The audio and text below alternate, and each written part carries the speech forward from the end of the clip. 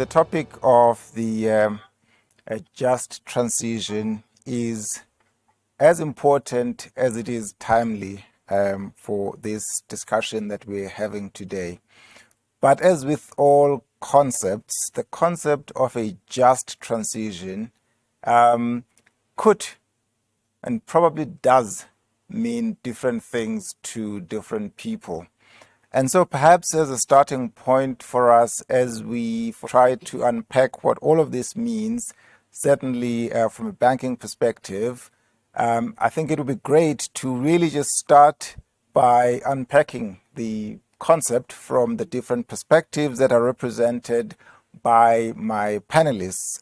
At the outset, the Presidential Climate Commission and my colleague, my boss, Crispian, has covered some of this, dealt with the issue of what do we do as a country as we seek to decarbonize our future while not leaving anyone behind. And I think we then delved into some of the issues related to definitions of just transition.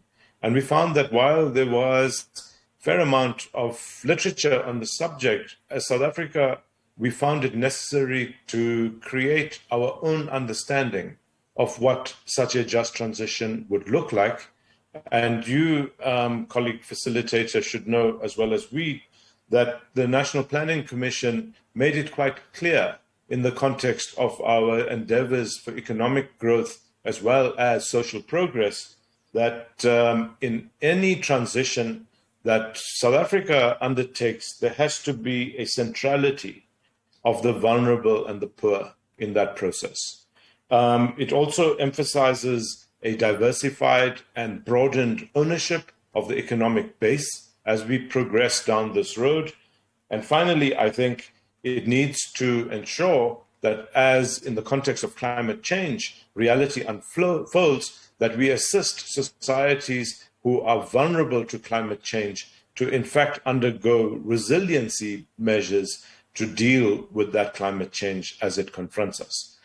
I want to say that as we approach this question of making commitments towards a decarbonization of our economic base, particularly leading edge with a greening or a decarbonization of our electricity and power sector, that we need to ensure that firstly, all those people who are negatively impacted, for example, by an accelerated closure of coal mines and or power stations are in fact carried with us. But secondly, that as we undertake further and deeper greening of our economic base, that it is job intense, it is economically growth oriented, and that it in fact widens and deepens the ownership base of the economy in South Africa. Thank you.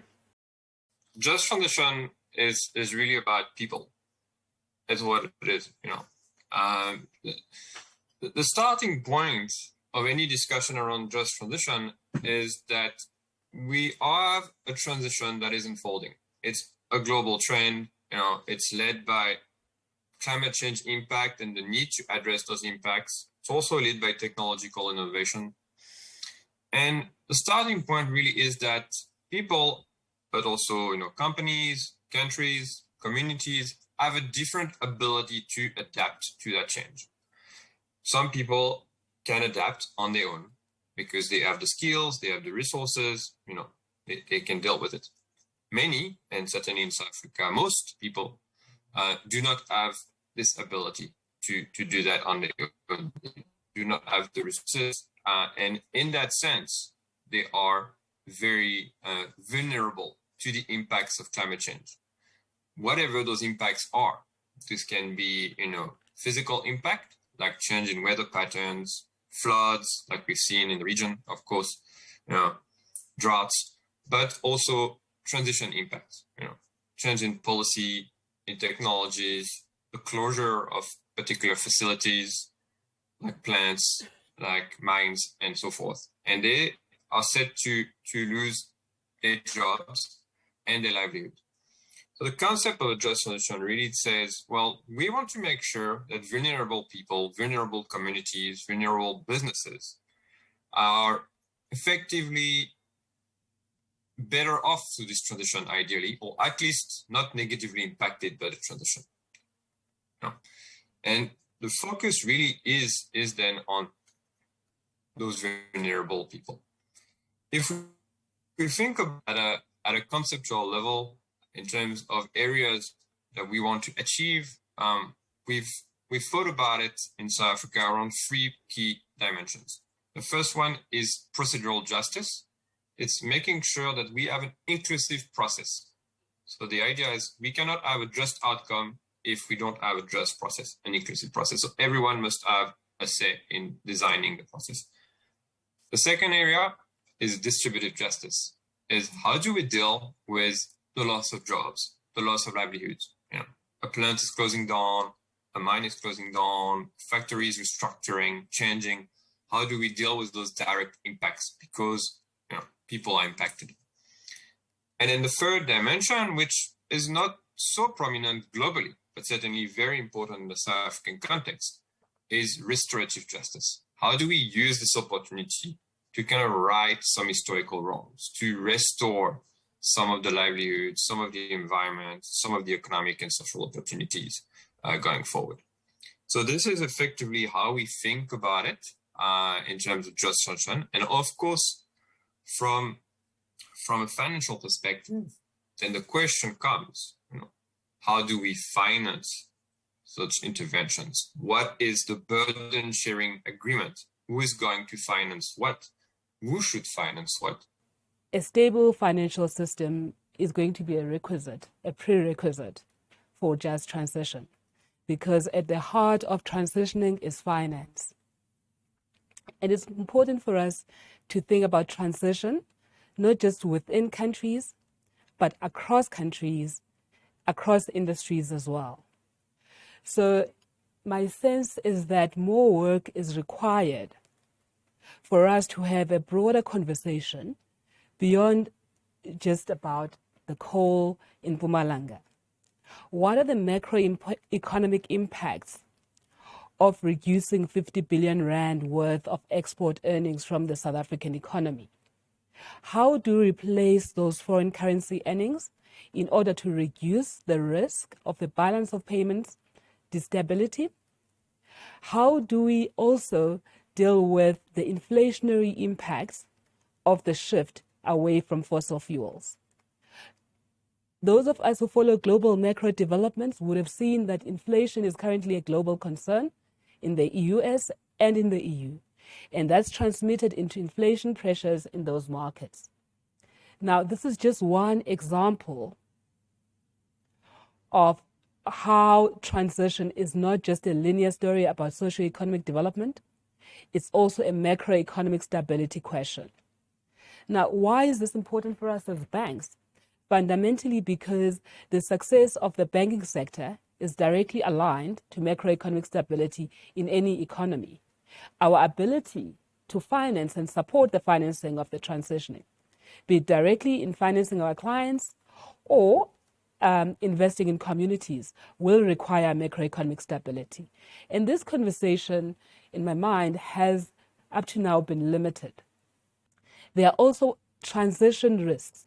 So if you think about the outcome from COP26, that will depress asset prices in various sectors, including fossil fuels. What does it mean for bank balance sheets in the long run?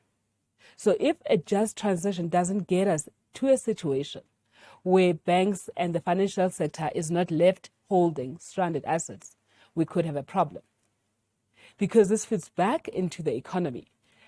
And it's also tied in, ironically, to what happens to communities. The question I would ask myself is, what are we transitioning? And the obvious answer would be economy. So if economy is the what, who is the driver of the economy or the engine? And that's the government. And my understanding is that finance, if government is the engine, finance is the fuel of the economy. And it is important for finance to come to the party in the best way. And the one thing that I appreciate and I understand as a net banker is the fact that for us, it's entrenched in our values. And I choose to see the just transition as part of the SDG agenda. It is not something that is different. Everything that everyone has spoken of already, you can find an SDG to match to it. And at Nedbank, we have decided to put as our key value, as our purpose, to use our financial expertise to do good for individuals, families, and businesses. And the only way we can do that is by tapping into the SDGs, and the SDGs provide that blueprint. So when you look at the just transition, it's taking care of SDG number 13, taking care of SDG number 7. Finance needs to provide that liquid that lubricates the whole machine and moves it forward.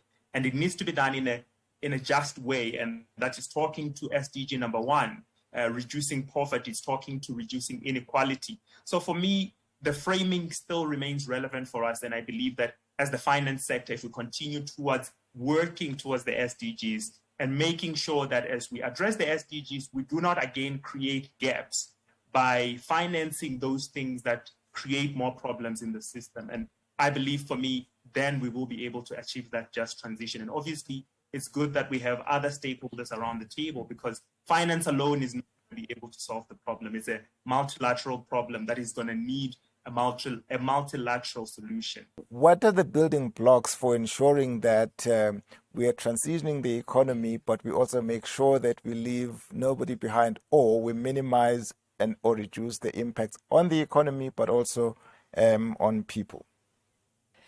The appropriate policy environment will support, I suppose, a stronger credit rating, reducing the cost of financing across the economy, allowing the financial sector to actually mobilize even additional funding to make some of the transition costs much more affordable. There are costs to transitions. And as we earlier discussed, who finances the transition remains an issue. It is not just a South Africa problem.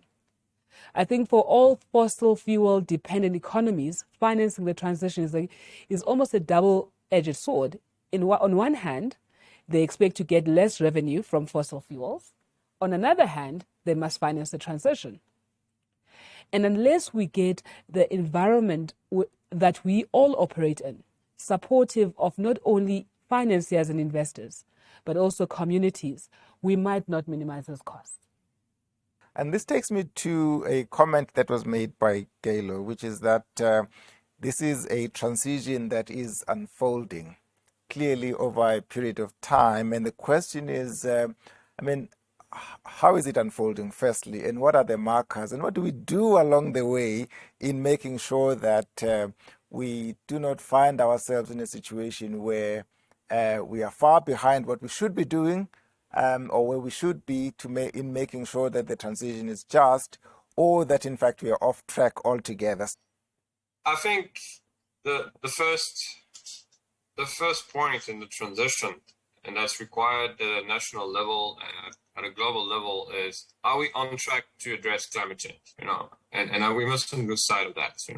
Do we have a pathway, a development pathway that's compatible with the 1.5 degree target?